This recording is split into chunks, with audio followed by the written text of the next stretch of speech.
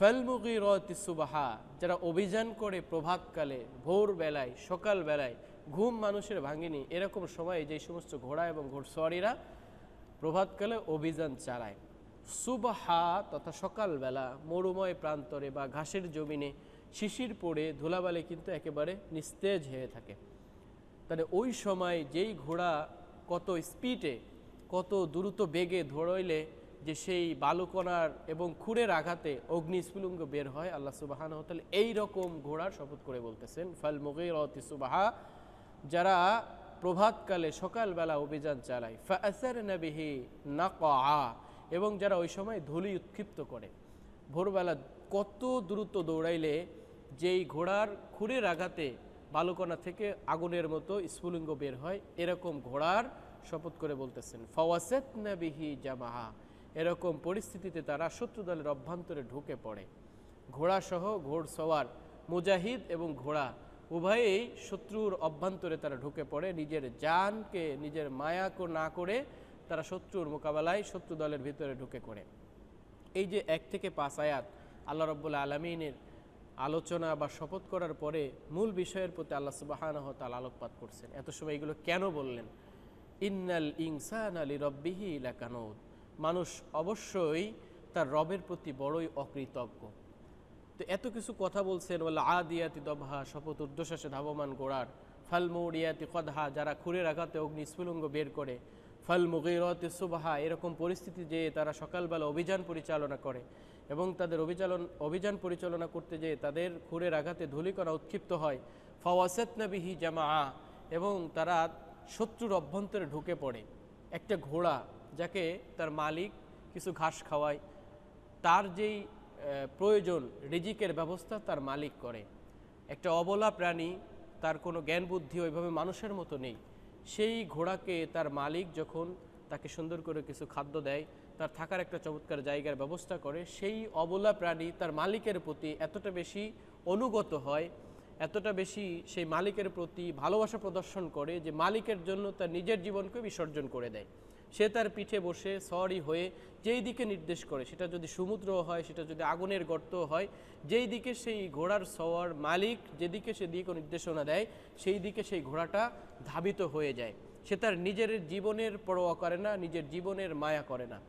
এই কথাগুলো আল্লাহ সুবহানাহু ওয়া তাআলা এই জন্য বলছেন যে একটা ঘোড়া, তাকে আমি মানুষের মতো অতটা বিবেক বুদ্ধি দেইনি, সেই ঘোড়াকে সে তার মালিক এতটুক লালন পালন করার কারণে অতটা বেশি নিয়ামত সম্পূর্ণ তাকে না, শুধুমাত্র একটু খাদ্যের ব্যবস্থা করে, তার থাকার ব্যবস্থা করে, সেই কারণে সে তার নিজের জীবনকে বাজি রেখে এমনকি মালিককে বাঁচানোর জন্য নিজের জীবনকে বিপদের সম্মুখীন করে দেয়। সেই ঘোড়ার থেকে সেই মানুষদেরকে শিক্ষা নেওয়া উচিত। ইন্নাল ইনসানা লিরাব্বিহি লাকানুদ, মানুষ অবশ্যই তার রবের প্রতি বড়ই অকৃতজ্ঞ। এই যে ঘোড়ার কথা আল্লাহ সুবহানাহু ওয়া তাআলা বললেন কেন? সেই সময়ের কাফের এবং মুশরিকরা যুদ্ধের সবথেকে বড় হাতিয়ার, আজকের যেই সমস্ত মিসাইল বলা হয়, শত শত কিলোমিটার দূরে বা হাজার হাজার কিলোমিটার দূরে এখান থেকে মিসাইল ছুড়ে মারলে আর একটা শহর আর একটা বিল্ডিং ধ্বংস হয়ে যায়। তৎকালীন সময়ে মানুষের যুদ্ধের সমরাস্ত্রের সবথেকে বড় ভূমিকা পালন করতো এই ঘোড়া। সেই ঘোড়ার উদাহরণ দিয়ে আল্লাহ সুবহানাহু ওয়া তাআলা বলতেছেন যে তোমাদের এই ঘোড়া থেকে শিক্ষা নেওয়া উচিত, কেননা মানুষ হচ্ছেন বড়ই অকৃতজ্ঞ। ইন্নাল ইনসানা, নিশ্চয়ই মানুষ, লিরাব্বিহি, তার রবের প্রতি লাকানুদ, বড়ই অকৃতজ্ঞ। কেন? যে একটা ঘোড়াকে কতটুক লালন পালন এবং ভালোবাসা দেওয়ার কারণে সে তার জীবনকে বিসর্জন দেয়, জীবনকে উৎসর্গ করে দেয়, তার মালিকের আনুগত্য করে। অথচ আল্লাহ সুবহানাহু ওয়া তাআলা তার মায়ের পেট থেকে শুরু করে মৃত্যুর আগ পর্যন্ত কত নিয়ামত তারা ভরপুর করে রেখেছেন। তার অঙ্গ প্রত্যঙ্গ থেকে শুরু করে আকাশ বাতাস গাছপালা, অক্সিজেন থেকে শুরু করে শত শত নিয়ামত আল্লাহ সুবহানাহু ওয়া তাআলা একটা মানুষকে দিয়েছেন। সেই মানুষটা তার রবের প্রতি কতটা অকৃতজ্ঞ হলে আল্লাহ রাব্বুল আলামিনের হুকুম আহকাম তারা পালন করে না। ওয়া ইন্নাহু আলা যালিকা লাশাহিদ, এবং নিশ্চয়ই সে নিজেই এই বিষয়ের প্রতি সাক্ষ্য বহন করে। একজন মানুষ তার নিজের সাক্ষী কিভাবে হতে পারে? আল্লাহ রাব্বুল আলামিন কেন বলেছেন ওয়া ইন্নাহু আলা যালিকা লাশাহিদ, এবং নিশ্চয়ই সে নিজেই এই বিষয়ের প্রতি অবশ্যই সে সাক্ষী। যে কোন বিষয়? যে সে নিজেই যে আল্লাহর প্রতি বড় অকৃতজ্ঞ, আল্লাহ রাব্বুল আলামিনের প্রতি সে কৃতজ্ঞতা স্বীকার করে না, এই ব্যাপারটার উপরে সবথেকে বেশি দলিল সে নিজেই, সবথেকে বেশি সাক্ষ্য সে নিজেই। কেন বলেছেন? আল্লাহ রাব্বুল আলামিনের কোরআন এবং হাদিস যদি বিশ্লেষণ করা হয় তাহলে 4টা বিষয় স্পষ্ট হয় বা 5টা বিষয় স্পষ্ট হয় যে সাক্ষ্য ভালো অথবা মন্দের 4টা বিষয়ে হয়। সর্বপ্রথম সাক্ষ্য হবে জমিন আমাদের বিরুদ্ধে সাক্ষ্য দেবে। যেই জমিনের পর্দে আজকে আমি হাঁটাচলা করতেছি, যেই জমিন আমাকে সর্বশেষ গ্রাস করবে, যেই জমিনে আমাকে মৃত্যুর পরে জমিনের উপরে দাফন করা হবে, সেই জমিন সর্বপ্রথম মানুষের সাক্ষ্য দিবে। আল্লাহ সুবহানাহু ওয়া তাআলার পক্ষ থেকে নির্দেশনা দেওয়া হবে যে মানুষের যা যা এই জমিনের বুকে আছে সব কিছু কী করো, বের করে দাও বা সব কিছুর সংবাদ প্রকাশ করে দাও। এর পূর্বের সূরায় বলা হয়েছে যে আল্লাহ রাব্বুল আলামিন যখন ঘোষণা করবে যে জমিন তোমার ভিতরে যা আছে এবং তুমি যে সংবাদ জানো, সমস্ত সংবাদ আল্লাহ সুবহানাহু ওয়া তাআলার এই নির্দেশনা পাওয়ার পরে জমিন সব কিছু স্পষ্ট আকারে বর্ণনা করতে থাকবে। এরপরে সমস্ত মানুষের জন্য যেই সাক্ষ্য হবে সেটা হচ্ছেন ফেরেশতারা। আল্লাহ রাব্বুল আলামিন সূরাতুল ইনফিতারের ভিতরে বলেছেন, অন্য সূরার ভিতরে বলেছেন, মা ইয়ালফিজু মিন কওলিন ইল্লা লাদাইহি রাকিবুন আতীদ। মানুষ যা কিছু শব্দ উচ্চারণ করে সেইগুলো রেকর্ড করা হয়, কোনো কথা রেকর্ডের বাইরে যায় না, ফেরেশতারা সেটাকে কি করে, সংরক্ষণ করে। এরপরে আল্লাহ রাব্বুল আলামিন বলেছেন, মা ইয়ালফিজু মিন কওলিন ইল্লা লাদাইহি রাকিবুন আতীদ, যে মানুষের যে কিরামান কাতিবিন ইয়ালামুনা মা তাফআলুন ইন্নাল আবরারা লাফি নাঈম ওয়া ইন্নাল ফুজ্জারা লাফি জাহিম। আল্লাহ রাব্বুল আলামিন সূরাতুল ইনফিতারের ভিতরে বলেছেন যে মানুষ যা কিছু করে সেইগুলোর জন্য লিখার জন্য কিরামান কাতিবিন, একজন সম্মানিত দুইজন ফেরেশতা লেখকবৃন্দ আমাদের প্রত্যেকের কাঁধে সর হয়ে রয়েছে।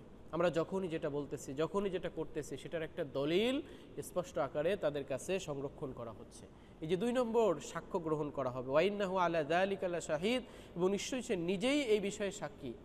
1 নম্বরে জমিন সাক্ষ্য দিবে, 2 নম্বরে ফেরেশতারা সাক্ষ্য দিবে, 3 নম্বরে আমাদের অঙ্গ প্রত্যঙ্গ, নিজেদের অঙ্গ প্রত্যঙ্গগুলো সাক্ষ্য দেবে। সূরাতুল ইয়াসিন 36 নম্বর আয়াত, সূরার 65 নম্বর আয়াতের ভিতর বলেছেন, আল ইয়াউমা নাখতিমু আলা আফওয়াহিহিম ওয়া তুকাল্লিমুনা আইদিহিম ওয়া তাশহাদু আরজুলুহুম বিমা কানু ইয়াকসিবুন।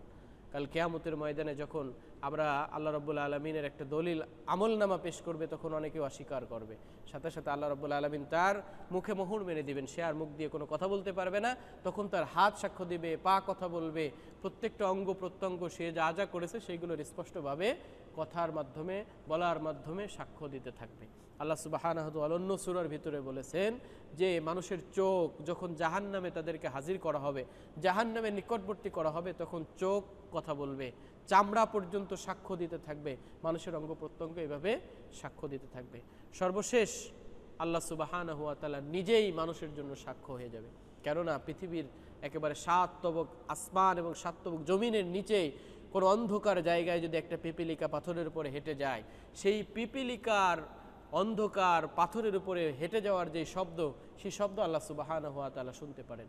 মানুষের অন্তরের ভিতরে কি কল্পনা করছে, হ্যাঁ, মা যে কলব, সেই কলব কি পরিকল্পনা করছে, সেই অন্তর কি ভাবতেছে, সেই ভাবা সম্পর্কে আল্লাহ সুবহানাহু ওয়া তাআলা জানেন।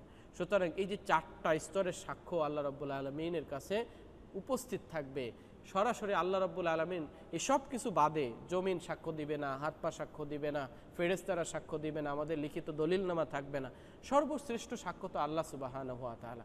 তিনি আমার কথা, তিনি আমার কাজ, তিনি আমার ভাবনা, তিনি আমার চিন্তা সম্পর্কে অবগত, সে আল্লাহ রাব্বুল আলামিনই সাক্ষ্য দিবেন। ওয়া ইন্নাহু আলা যালিকা লাশাহিদ, এই জন্য আল্লাহ বলতেছেন এবং নিশ্চয়ই সে নিজেই এ বিষয়ের সাক্ষী।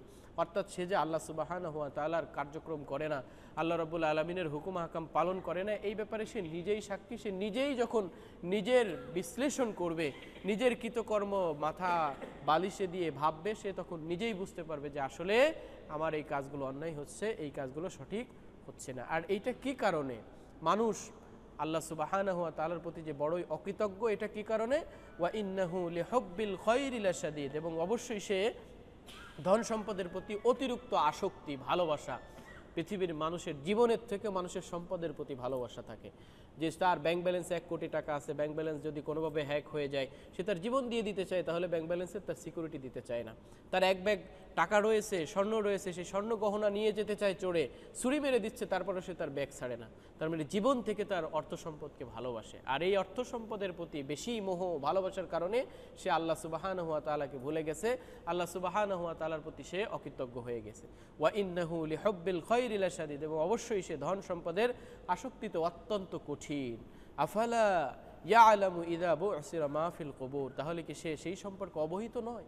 আফালা ইয়ালামু, সে কি জানে না? সে কি এই বিষয়ে খবর রাখে না? সে কি এই বিষয়ে খবর জানে না?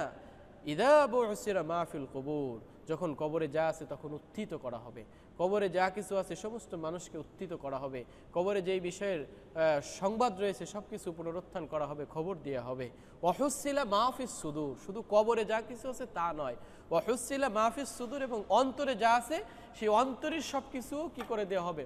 প্রকাশ করে দেওয়া হবে, যে মানুষ আল্লাহ রাব্বুল আলামিন সম্পর্কে কী ধারণা রাখতো, মানুষ আল্লাহর বিধান সম্পর্কে কী ধারণা রাখতো, সেই সম্পর্কের সে যা কিছু করত সেইগুলো আল্লাহ রাব্বুল আলামিন সেদিন প্রকাশ করে দিবে। ইন্না রাব্বাহুম বিহিম ইয়াউমা ইযিল লাখবীর, সেদিন তাদের কি ঘটবে? ইন্না, নিশ্চয়, রাব্বাহুম বিহিম ইয়াউমা ইযিল লাখবীর, সেদিন তাদের কি ঘটবে? তাদের রব অবশ্যই সেই বিষয়ে সবিশেষ অবহিত আছেন। সম্মানিত উপস্থিতি, তাহলে এই সূরা থেকে আমাদের শিক্ষণীয় ব্যাপারটা কি?